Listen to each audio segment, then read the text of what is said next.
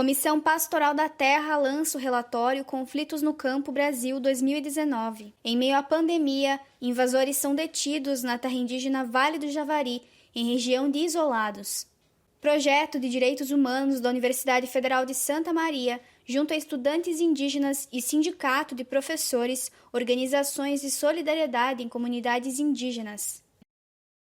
Nesta sexta-feira, dia 17 de abril, Dia Mundial de Luta Camponesa, a Comissão Pastoral da Terra, CPT, lançou sua publicação anual Conflitos no Campo Brasil 2019. É a 34ª edição do relatório, que reúne dados sobre os conflitos e violências sofridas pelos trabalhadores e trabalhadoras do campo brasileiro, neles inclusos indígenas, quilombolas e demais povos tradicionais. Devido à pandemia da Covid-19, o lançamento foi feito de forma digital no site e redes sociais da CPT. A CPT registrou 1.833 conflitos no campo em 2019, número 23% maior que em 2018 e o maior número registrado pela CPT nos últimos 5 anos.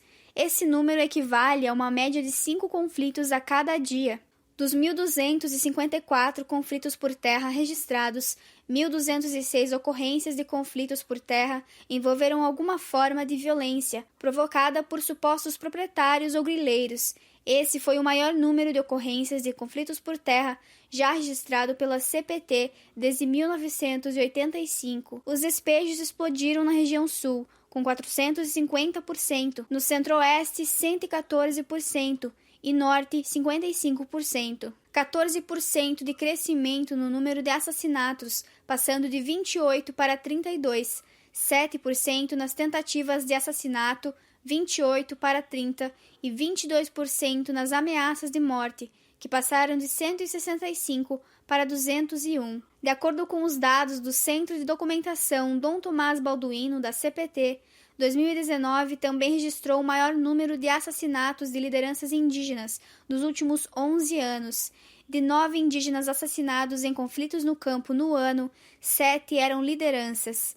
102 mulheres sofreram violência. Desse total, 3 foram assassinadas, 47 foram ameaçadas de morte, 3 sofreram tentativa de assassinato, 5 foram presas e 15 sofreram intimidação. Além disso, mais uma vez, os conflitos pela água, que em 2018 já haviam batido recorde, com 276, aumentaram vertiginosamente.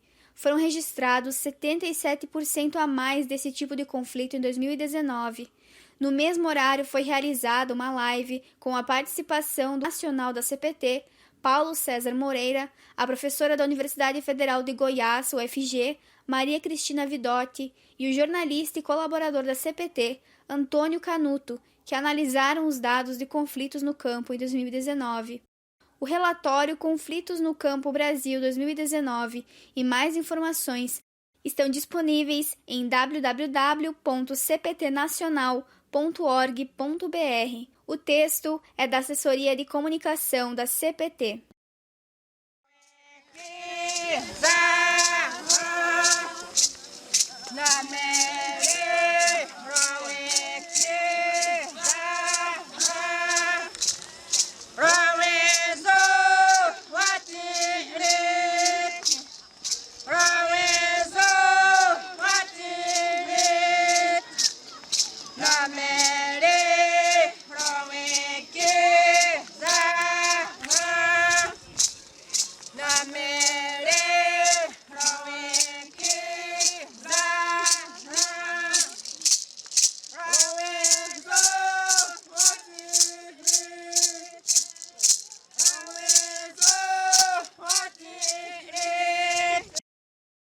Dez indivíduos foram detidos por servidores da FUNAI no último sábado, dia 11, no interior da terra indígena Vale do Javari, localizada no oeste do Amazonas, distante da capital cerca de 1.100 quilômetros em linha reta. Na região onde os servidores detiveram os invasores, o Igarapé Figueiredo, no rio Quixito, a ocorrência de indígenas em situação de isolamento voluntário. Os invasores estavam caçando na ocasião. O local fica distante da sede municipal. Em média, os indígenas em suas canoas com motor do tipo rabeta levam 5 dias da cidade até aquela localidade.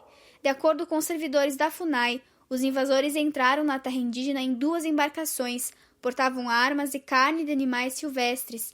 Eles foram levados para a cidade de Tabatinga por agentes da Polícia Federal. As lideranças indígenas do Vale do Javari temem que as invasões neste período de pandemia possam levar doenças para as aldeias, principalmente para os povos sem contato. O vice-coordenador da União dos Povos Indígenas do Vale do Javari, a Univaja, Lucas Marubo, diz que estão acontecendo invasões ao sul da terra indígena, nas proximidades da divisa com o estado do Acre e no sudeste, a partir dos municípios de Eirunepé e Ipixuna. Segundo ele, fazendeiros e pescadores entram por ali. Pelos relatos dos parentes, estão vindo muitos fazendeiros e caçadores. Parece que já tem gente morando na área indígena. Nós desconfiamos, disse Lucas Marubo. Ele acrescenta que as lideranças da Univaja tinham agendado um sobrevoo para verificar a procedência dessa denúncia, mas foram obrigados a adiar em razão da proliferação da Covid-19. Nós estamos tomando todas as medidas para evitar que a pandemia chegue nas aldeias. Por isso tememos que as invasões aumentem e causem problemas, disse ele. Meus parentes na aldeia disseram que vão entrar mata adentro para não correr o risco de contaminação. Vão para os lugares onde moravam nossos antepassados. Finaliza. O texto é de J. Rocha, do CIMI Regional Norte 1. Jurema, minha Jurema, eu quero ver os caboclos reginar. É no regime de Deus, é no regime de união, é no regime de Deus, é no regime de união. Existo, eu tô aqui, né? Apesar de ter essa cor que a sociedade às vezes discrimina, que queria me ver. É aquela coisa de te escravizar, coloca você no meio de um abismo, depois te aponta, te acusa, né? Por que você é dessa cor?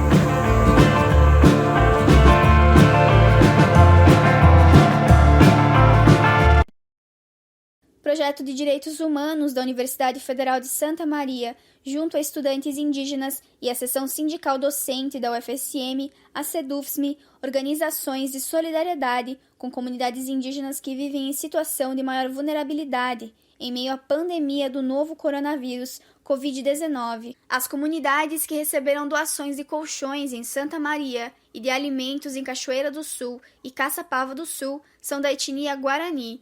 Em Iraí e em Faxinalzinho são da etnia Caingangue. Eu coordeno aqui, junto à incubadora social da Pró-Reitoria de Extensão, um grupo composto pelos indígenas Caigangues e Guarani, das 2 aldeias aqui do município. Por ocasião ainda da pandemia, eu fui contatado então por colegas, inclusive um deles é um nosso servidor técnico aqui, Juarez Felisberto, ele é zootecnista, presidente atualmente do Conselho de Segurança Alimentar do município, e então eles nos contataram para a gente participar de um comitê chamado Comitê de Emergência e Rua, que tinha um foco inicial basicamente nas condições dos moradores de rua diante dessa necessidade de isolamento social. Eu fiquei encarregado de acompanhar a situação das famílias indígenas no município, quilombolas, e também dos artistas de rua e refugiados. No município, basicamente, são 58 famílias, entre caingangues, guaranis e refugiados em situação de extrema vulnerabilidade. Havia apenas uma família de venezuelanos. Eu fiz um contato com o nosso sindicatos professores, a seção sindical docente da UFSM, SEDUFSM, mas nesse meio tempo o Banco de Alimentos do município passou a fazer contato com grupos da universidade, pediu apoio. Diante disso, o sindicato achou mais interessante, então, fazer uma contribuição para o Banco de Alimentos do município. Então, o Rodrigo nos passou as informações sobre as famílias de Cachoeira do Sul, a aldeia Araxatã, que tem 9 famílias, a aldeia do Piquiri, que tem 5 famílias, e o acampamento às margens da BR-290, perto do trevo de acesso à cidade de Cachoeira do Sul, onde tem 2 famílias. Ali, então, foram 16 famílias contempladas com cestas básicas que nós levamos. Caçapava do Sul, onde nós estamos desenvolvendo um projeto de extensão institucional chamado Geoparque, tem um acampamento indígena às margens também da BR-290. Ali são, acho que em torno de 7 ou 8 famílias foram contempladas com cestas básicas arrecadadas pelos colegas da Unipampa, da Universidade Federal do Pampa. Acabamos conseguindo, então, através do próprio Rodrigo, né, a informação dessa aldeia em Iraí, que está desde 2016 ocupando uma área da Universidade Federal de Santa Maria, o antigo Colégio Agrícola. A aldeia chama-se em português Encontro das Águas, né, porque ali é encontro das águas do Rio da Várzea, do Rio do Mel e do Rio Uruguai. E aí, então, conseguimos, junto ao nosso sindicato, a doação de 30 cestas básicas, uma por família, não só de alimentação, como também de produtos de higiene e limpeza. Agora, mais recentemente, fomos contatados pelo pessoal de uma outra aldeia que fica em Votouro, na verdade, uma área em regularização, com 80 famílias, é bastante gente, há um conflito grande aí nessa região. Nós tivemos notícia, então, das necessidades dessa comunidade por meio da Rayane Silva, que é uma aluna nossa aqui do curso de Artes e Letras. A Rayane é uma liderança local urbana de luta pela moradia, né? Ela é a líder comunitária do chamada Vila Resistência. São em torno de 30 a 40 famílias que ocupam uma área institucional, na verdade uma área pública aí do município. E eles estão com um trabalho junto com o pessoal do campo, um trabalho de resistência de um pessoal que está produzindo alimentos no campo, naquela ideia de que apenas o povo salva o povo. E uns alunos aqui também nos procuraram dos Engenheiros Sem Fronteira, né, ex-integrantes dessa ONG, Engenheiros Sem Fronteira, nos procurou, na verdade, para fazer uma doação para resistência. A Rayane já me retornou, que foram R$900, eles já compraram, a ideia é comprar o alimento tanto quanto possível, tudo que é possível da própria agricultura familiar ou desses assentamentos de resistência, como é o caso deles. E agora, a partir da semana que vem, em torno do dia 20, vamos fazer uma segunda arrecadação de doações de colegas do Departamento de Direito, alguns familiares e amigos meus, e vamos também encaminhar para essa comunidade do Votouro, né? A ideia é ir detectando esses pontos de estrangulamento em termos de fornecimento de alimentos, principalmente para populações tradicionais, para poder, então, dar um mínimo, né, de subsistência para que as pessoas possam viver dignamente e partir, quem sabe, para a sua autonomia por meio da geração de renda através do artesanato. A importância dessas ações que a gente tem tido e, enfim, tem presenciado muito ultimamente aí de coletivos, de entidades, organizações, carregam um significado muito grande, né, para as comunidades indígenas, devido ao fato de que as entidades que deveriam estar prestando esse tipo de auxílio, que tem como dever institucional estar dando esse apoio para as comunidades indígenas, elas não têm tido essa organização aí, não tem conseguido dar conta das necessidades que as comunidades apresentam, né? Porque a maioria das comunidades, elas vivem, né, da venda de artesanatos, da comercialização de cestarias, enfim, de objetos que são da cultura. E aí essa comercialização ela se dá muito, né, em meio urbano. E aí com a quarentena decretada se tornou inviável as comunidades, né, se deslocarem para os centros urbanos, comercializar os seus artesanatos, e consequentemente isso ocasionou na falta de alimentação dentro das comunidades, né? Essas ações ali elas vêm para, de certa forma, amparar as comunidades por meio da doações de alimentos, doações de recursos mesmo. Eu acho que é muito importante assim que se mantenham essas redes, né, que foram criadas, né, não só para tempos de pandemia, mas também, né, que seja, né, uma coisa permanente, ou pelo menos que o diálogo continue, né, após essa fase aí que a gente vem passando agora.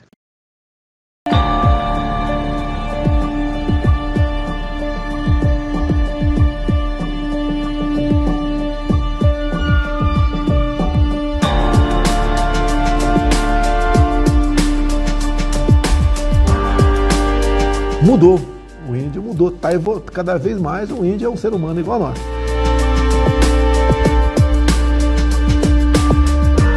Para alcançar o homem, Deus faz de tudo. de tal maneira que todos possam ouvir o Evangelho.